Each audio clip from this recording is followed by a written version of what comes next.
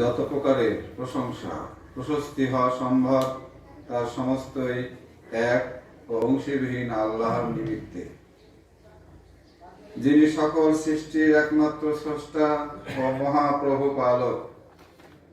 তিনি চিরঞ্জীব, জরা, মৃত্যু ও অক্ষমতার সতত স্পর্শ বিমুক্ত, নিদ্রা ও তন্দ্রা থেকে পবিত্র। তাকে যারা বিশ্বাস করে ও ভালোবাসে তারাই সঠিক পথ পায়। আমরা কেবল তাঁরই বন্দনা করি এবং শরণ যাচনা করি কেবল তাঁর। আল্লাহ একমাত্র উপাস্য এবং মুহাম্মদ তাঁর দাস ও রাসূল। এই মহাবাণী খানির সাক্ষ্য দান করি আমরা এবং জানি ও বিশ্বাস করি যে এই সাক্ষ্যকারী আমাদের সকলের পবিত্র পথ নির্দেশক। এমতো সাক্ষ্যদানে যারা কুণ্ঠিত তাদের ধ্বংস অনিবার্য। সকল প্রকার জ্যোতির্ময় দরুদ ও সালাম সর্বক্ষণ বর্ষিত হোক শেষতম ও শ্রেষ্ঠতম রাসূল সাল্লাল্লাহু আলাইহি সাল্লামের প্রতি, তার প্রিয় পরিবার পরিজন, বংশধর, সহচর এবং তার একনিষ্ঠ আনুগত্যকারীগণের প্রতি।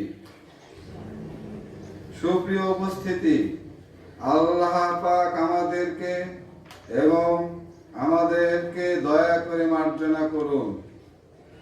আমরা সকলেই পৃথিবীতে পদার্পণ করেছি মাতা পিতার মাধ্যমে।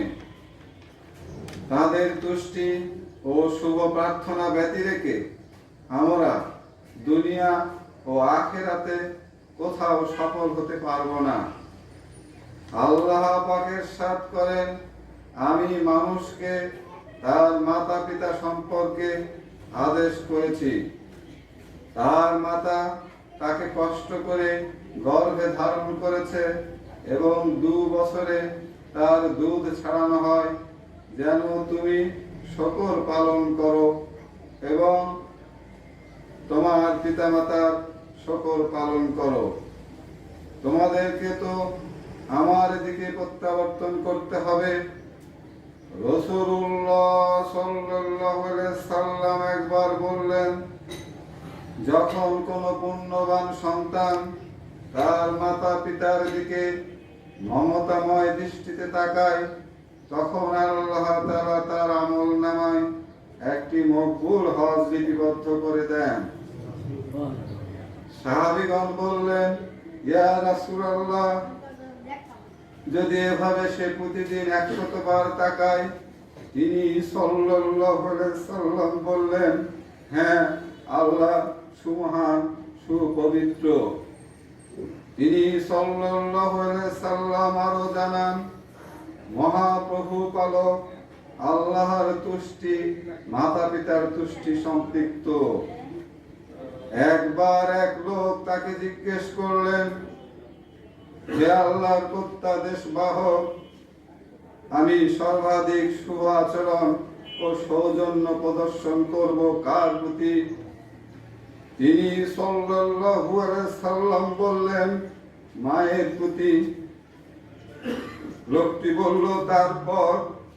তিনি সাল্লাল্লাহু আলাইহি সাল্লাম বললেন, মাতার প্রতি। সে জিজ্ঞেস করলো, এরপর? তিনি সাল্লাল্লাহু আলাইহি সাল্লাম বললেন, জননীর প্রতি। সে আবার শুধরালো, তারপর? তিনি সাল্লাল্লাহু আলাইহি সাল্লাম বললেন, তারপর তোমার পিতার প্রতি। আরেকবার প্রশ্ন করা হলো, হে আল্লাহর নবী, ছেলে মেয়ের প্রতি মা বাপের হক কি রকম? তিনি সাল্লাল্লাহু আলাইহি সাল্লাম বললেন, তারা তোমার জান্নাত অথবা জাহান্নাম। মহানবী মুস্তাফা সাল্লাল্লাহু আলাইহি সাল্লাম আরো বললেন, মাতা পিতার প্রতি অসৎ ব্যবহারকারী সন্তান যদি তাদের একজনের অথবা উভয়ের মৃত্যুর পর অনুতপ্ত হয়ে তাদের প্রতি ক্ষমা প্রার্থনা করতে থাকে, তবে অবশেষে আল্লাহ পাক তাকে সদ্ব্যবহারকারী হিসেবে কবুল করে নেন।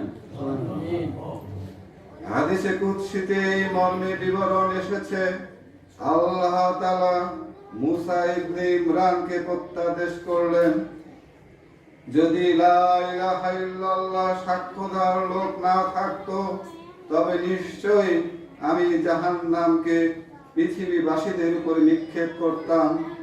হে মুসা, যদি আমার ইবাদত করার মতো কেউ না থাকতো, তবে যে আমার অবাধ্য হয় তাকে চোখের পলক পরিমাণ অবকাশ দিতাম না। হে মুসা, যে আমার উপরে ঈমান আনে সে আমার নিকটে সৃষ্টিকুলের মধ্যে সেরা মর্যাদাধারী। হে মুসা, মা বাপের অবাধ্যদের আওয়াজের প্রতিবাদ করে পৃথিবীর প্রতিটি ধূলিকণা। মুসা আলাইহিস সালাম জিজ্ঞেস করলেন, মা বাপের অবাধ্যকে? বললেন, যে মা বাপের আদেশের উপরে বলে আমি এ কাজ করব না। পিতামাতার অবাধ্যরা পৃথিবীতেই শাস্তি পায়, এরকম বিবরণ হাদিসে কুদসিতে উল্লেখ করা হয়েছে। অন্য এক হাদিসের নির্দেশনা এরকম, পিতামাতার মৃত্যুর পর তাদের জন্য দোয়া খায়ের করতে হবে, ক্ষমা প্রার্থনা করতে হবে, তাদের কৃত অঙ্গীকারগুলো পূরণ করতে হবে, তাদের আত্মীয়গণের সঙ্গে সুসম্পর্ক রক্ষা করতে হবে এবং তাদের বন্ধু প্রিয়জনদের প্রতি যথাসম্মান প্রদর্শন করতে হবে। দুর্বিনীত শয়তানের কুহক জাল থেকে আত্মরক্ষার নিমিত্তে আমি আল্লাহর সাহায্য যাচনা করি। আল্লাহ পাক বলেন, তোমার প্রভুপালক আদেশ দিয়েছেন তিনি ব্যতীত অন্য কারো ইবাদত না করতে ও পিতামাতার প্রতি সদ্ব্যবহার করতে। তাদের একজন অথবা উভয়ে তোমার জীবদ্দশায় বার্ধক্যে উপনীত হলেও তাদেরকে বিরক্তি সূচক কিছু বলো না এবং তাদেরকে ভৎসনা করো না।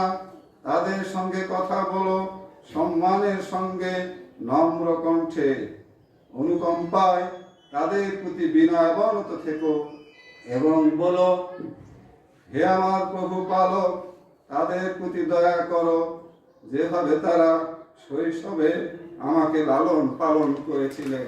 আলহামদু বিমা ইউমকিনু মিন আনওয়াইহি ওয়াল মাজদু কুল্লুহু লিল্লাহ ওয়াল মাজদু কুল্লুহু লিল্লাহিল ওয়াহিদ আল্লাযী লা শারীকা লাহ ওয়াল্লাযী হুয়াল খালিকুল ওয়াহিদ ওয়া রাব্বুল আযীম লিজামিল খালাইক ওয়াল হাইয়ুল মুনাব্বারু মিন মাসিল মারদি ওয়াল মাউতি ওয়াল আজজি দাইমান আবাদা ওয়া মুনাজ্জাহু মিনান নাওমি ওয়াস সিনা আল্লাযীনা ইউমিনুনা বিহি ওয়া ইউহিব্বুনাহু ফাহুমুল মুহতাদুনা ইলা তারিকিল হক ইয়্যাহু না'বুদু ওয়া বিইয়্যাহু নাউযু লা ইলাহা ইল্লাল্লাহু মুহাম্মাদুন আবদুহু ওয়া রাসূলুহু নাশহাদু বিহাযিহিল কালিমাতিল আযীমাহ ওয়া না'লামু ওয়া নুকিনু বিআন্না হাযিহিশ শাহাদাতি দালালাতুন তাইয়্যিবাহ লিজামি'িনা ওয়া মান ইউরিদ আন হাযিহিশ শাহাদাতি ফাহালাকুহু লাযিম ওয়া জামিউস সালাওয়াতি ওয়াত তাসলিম আল মুনাওয়ারু আলা আখিরির রুসুল ওয়া আফদালিহিম ওয়া আলা আহলি বাইতিহি ওয়া যুররিয়াতিহি ওয়া আসহাবিহি ওয়া আলা মুত্তাবি'িহিল মুখলাসিনা আজমাইন। আম্মা বাদ, ফায়া আইয়ুহাল হাদিরুনাল আহিব্বা, ইয়াগফিরুল্লাহু লানা ওয়া লাকুম বিফাদলিহি وكل نازين في هذه الدنيا بوالدين فلا نفوز في الدنيا ولا في الآخرة بغير رداهما وبغير الدعاء خير لهما. قال الله تعالى: ووصينا الإنسان بوالديه حملته أمه وهنا على وهن وفصاله في عامين أن اشكر لي ولوالديك إلي المصير. وقال رسول الله صلى الله عليه وسلم مرة: ما من والد بار ينظر إلى والديه نظرة رحمة إلا كتب الله له بكل نظرة حجة مبرورة. قالوا: وإن نظر كل يوم 100 مرة؟ قال: نعم. الله أكبر وأطيب. وقال أيضا: رضا ربي في رضا الوالد وسخط ربي في سخط الوالد. قال رسول: يا رسول الله، من أحق بحسن صحابته؟ قال: أمك. قال: ثم من؟ قال: أمك. قال: ثم من؟ قال: أمك. قال: ثم من؟ قال: أبوك. وسئل مرة: يا رسول الله، ما حق الوالدين على ولدهما؟ قال: هما جنتك ونارك.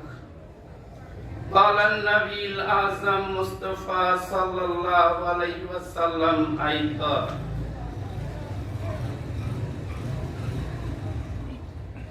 إن العبد لا يموت والدا أو أحدهما وإنه له ملاك فلا يزال يدعو لهما ويستغفر لهما حتى يكتبه الله بارا.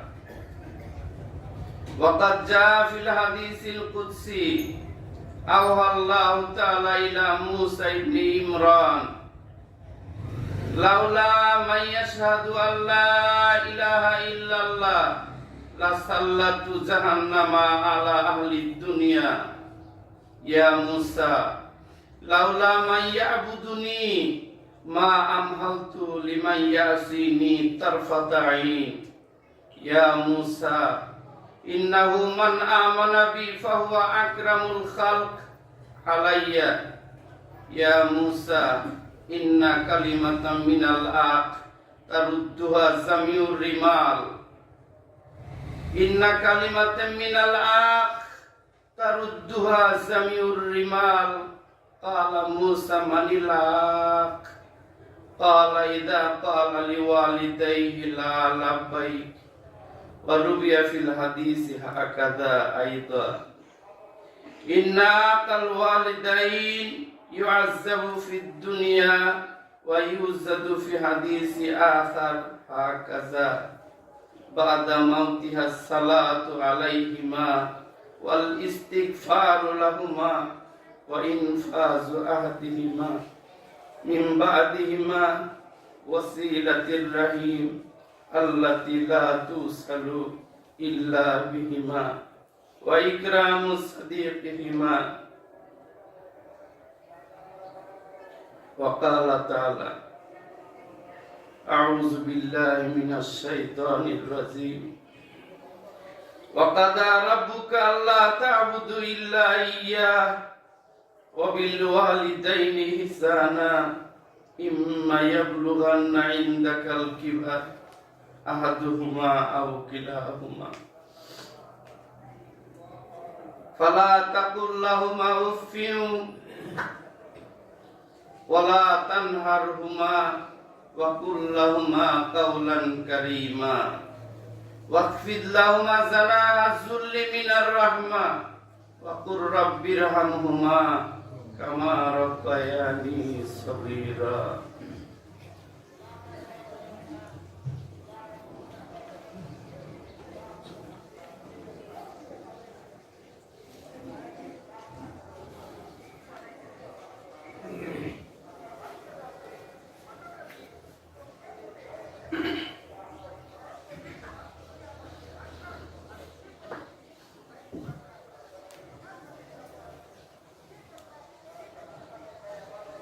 الحمد لله العظيم نستعينه ونستغفره ونعوذ به من شرور النفوس من يهده الله فلا مضل له ومن يضلله فلا هادي له أشهد أن لا إله إلا الله وحده لا ثاني له ولا شريك له وأشهد أن محمدا عبد الله الشفيق ورسوله الأحب إليه وآخر الأنبياء وأفضلهم في سلسلة الأنبياء والمرسلين والبشير والنذير أظهر الله دينه إلى الأبد أعوذ بالله من الشيطان الرجيم إن الله ملائكته يصلون على النبي يا أيها الذين آمنوا صلوا عليه وسلموا تسليما يا حبيبنا يا ربنا صل على عبدك المحبوب وعلى أمته المؤمنين وبارك على أزواجه وعلى أولاده الجسمانية والروحانية قال رسول الله صلى الله عليه وسلم أرحم أمتي بأمتي أبو بكر الصديق وأشدهم بأمر الله عمر وأصداقهم حياء عثمان وأقضاهم علي رضوان الله تعالى عليهم أجمعين وبنت النبي فاطمة سيدة النساء أهل الجنة وابناء الحسن والحسين سيد شباب أهل الجنة وسيد الشهداء عم النبي حمزة وعمه الآخر صاحب البركات العباس رضوان الله تعالى عليهم أجمعين وقال عليه الصلاة والسلام اتقوا الله في أصحابي لا تتخذوهم غرضا من بعدي فمن أحبهم فبحبي أحبهم ومن أبغضهم فببغضي وقال أيضا أصحابك النجوم فبأيهم اقتديتم اهتديتم والسلطان ذل الله في الأرض ربنا آتنا في الدنيا حسنة وفي الآخرة حسنة وقنا عذاب النار وقال تعالى أعوذ بالله من الشيطان الرجيم إن الله يأمر بالعدل والإحسان وإيتاء ذي القربى وينهى عن الفحشاء والمنكر والبغي يعظكم لعلكم تذكرون فاذكروني أذكركم واشكروا لي ولا تكفرون